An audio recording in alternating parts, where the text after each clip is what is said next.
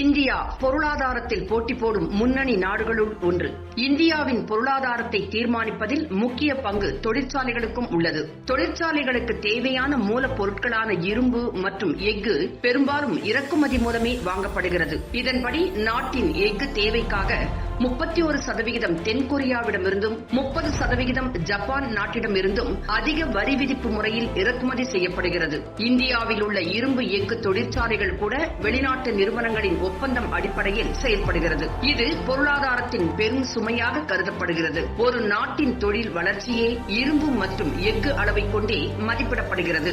எனவேதான் இதன் தேவை கருதி வருங்காலங்களில் சுயசார்பு பொருளாதாரத்தின் அடிப்படையில் வாகன உற்பத்தியில் உள்நாட்டு எஃகுகளை பயன்படுத்த முடிவு செய்துள்ளது. நாளுக்கு நாள் அதிகரித்து வரும் எஃகு தேவையை கருத்தில் கொண்டும் இனிவரும் காலங்களில் எந்த ஒரு உற்பத்தி தேவையையும் உள்நாட்டிலே உற்பத்தி செய்ய ஏதுவாக பல சீர்திருத்தங்கள் தொழில்துறையில் மாற்றி அமைக்கப்பட்டுள்ளது.